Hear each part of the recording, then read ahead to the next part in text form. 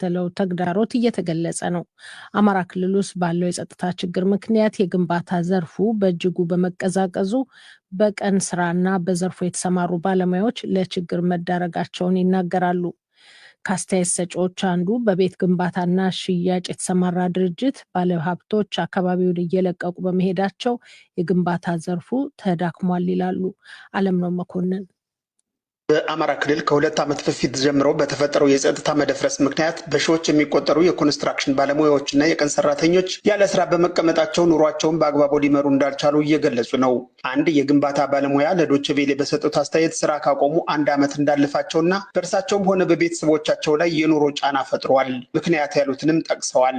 እናንተው አሁን በቃ ባለሀብት የሚባል እየተሰደደ ወደ አዲስ አበባ ሄዷል። ስለዚህ በዚያ ምክንያቶች አሁን ስራ አሰሪ አካሉ በቅጥሉ የለም ማለት ይቻላል። በቃ እኔ ከስራ ካቆምኩኝ ዓመት አልኩኝ። አሁን ስራ የሚባል በቃ ባህር ዳር ውስጥ የለም ቁሟል ማለት ይቻላል። ስራ የሚባል የለም አሁን ከተማው። በቃ ሲሚንቶና ብረት አሁን በጣም ተወዷል። እንደገና እንደነገርኩ ባለሀብቶች ወጥተዋል ወደ ቀለም መቀባት ስራ የተሰማሩ ባለሙያ በበኩላቸው ለኮንስትራክሽን የሚውሉ እቃዎች አቅርቦት ችግር በእጅጉ መኖሩን ነግረውናል። በዚህም ምክንያት ባለሙያው ስራ መስራት ባለመቻሉ በኢኮኖሚ በጣም ተቸግሯል ነው ያሉት። ሰላም ካለለ ሰው ስራ ስለማያሰራ ነው። ሰው ገንዘቡን ማውጣት አልቻለም።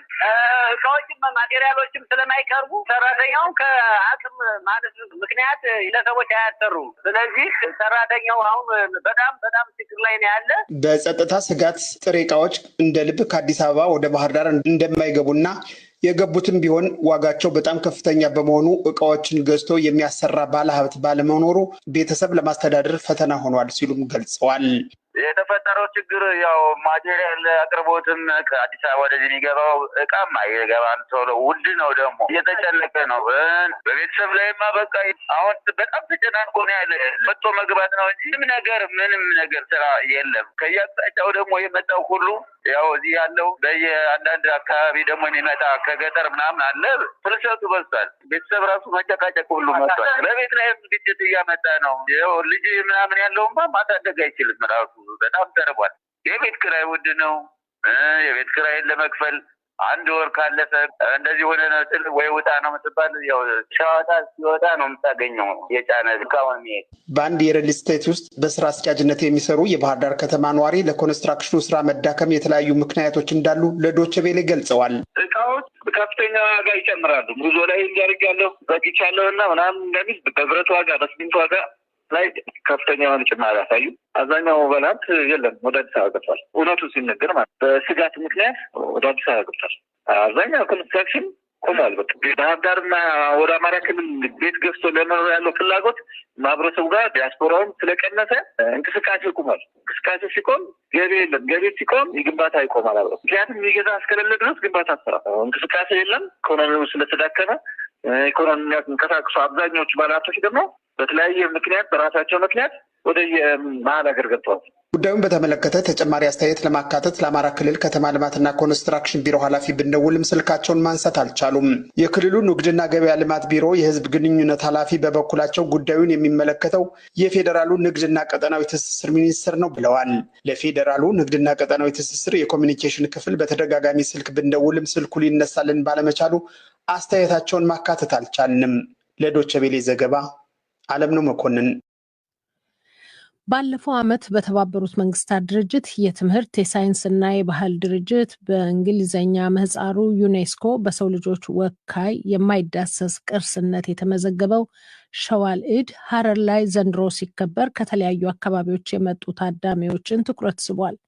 በሀረሪዎች ዘንድ በተለይ የህብረተሰቡ ወጣቶች በየዓመቱ በጉጉት ጠብቀው ለቀናት የሚያከብሩት የሸዋል ኢድ ዘንድሮም በደመቀ መልኩ እየተከበረ ይገኛል። ከድሬዳዋ መሳይ ተክሉ ዘገባ አለው።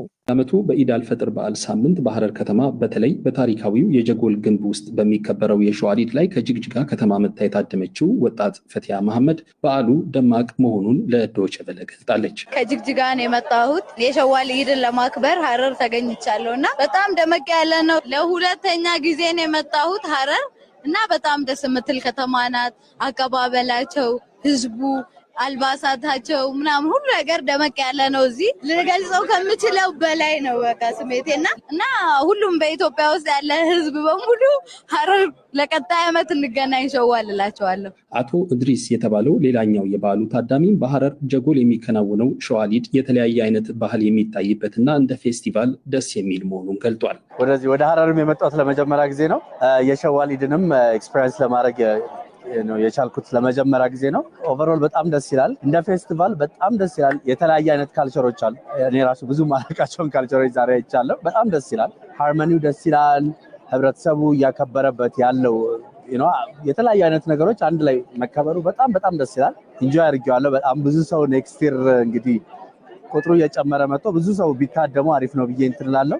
እንደ ሀገርም ደግሞ እንደ ክልልም ደግሞ ብዙ ሰው ለመቀበል ዝግጅት ይደረጋልን ብዬ አስባለሁ። ሌላኛው አስተያየት ሰጪም ተመሳሳይ ሀሳብ አጋርቶናል። የተለያዩ ቦታ ሄዳሉ። ኢትዮጵያ ከጫፍ እስከ ጫፍ ዞራሉ። ጫካዎቹ፣ ወንዞቹ፣ ተራራዎቹ ካልቸር ምናምን ዲስካቨር ያደርጋሉ። ስለዚህ ሀረር ደግሞ ከነዛ ያሉን ሀብቶች ትልቁ በዋነኝነት የምትጠቀስ ከተማ ነች። ስለዚህ ሸዋል ዒድ ደግሞ ለየት ያደርጋል። ሸዋልን የእድሜውን ያክል ማክበሩን የሚገልጠው የሀረሪ ክልል ተወላጅ የሆነው ሳኒ ዩሱፍ በበኩሉ የተራራቁ ሰዎች በጋራ የሚያከብሩት ደስ የሚል በዓል መሆኑን ተናግሯል። በዚሁ በሀረሪ ክልል ተወላጅ ነኝ። እንግዲህ ያው ሸዋል እንደሚታወቀው በዩኔስኮ የተመዘገበ በዓል ነው። እንደ ኢትዮጵያ ያው እንደ ቅርጽ ተይዞ ያው በየዓመቱ በደማቅ ሁኔታ ከመላው የኢትዮጵያ ክልሎች፣ ከተሞች እንዲሁም በውጭም ያሉ ኢትዮጵያውያኖች የሚታደሙበት በዓል ነው ማለት ነው። እንግዲህ ይህንን በዓል እንግዲህ ያው እኔ ያው እስካሁን እስካለሁበት እድሜ ጊዜ ድረስ እያከበርኩ ነው ማለት ነው። ይህንን በዓል ደግሞ ለማክበር ከተለያዩ ሀገራችን ክፍሎች የሚመጡ ዜጎቻችን፣ ህዝቦቻችን አሉ። ከነሱ ጋር ተቀራርበ ከዘመድ ከአዝማዱ በዓሉን ለማክበር ወደዚህ ክልል የሚመጣበት ሁኔታዎች አሉ። የተራራቀ የተነፋፈቀ ሰዎች ሁሉ በአንድ ቦታ ላይ ተገናኝተው ይህን የመሰለ በዓል ሲከበር ትልቅ ደስታ ነው የሚሰማ። ቀደም ሲል በዩኔስኮ የተመዘገበው የጀጎል ግንብ መገኛ ለሆነችው ሀረር የሸዋሊድ ባሳለፍነው ዓመት በዚሁ ዓለም አቀፍ ተቋም በቅርስነት መመዝገብ የከተማዋን የቱሪስት መዳረሻነት ይበልጥ ያሳድጋል የሚለው እምነት የብዙዎች ነው።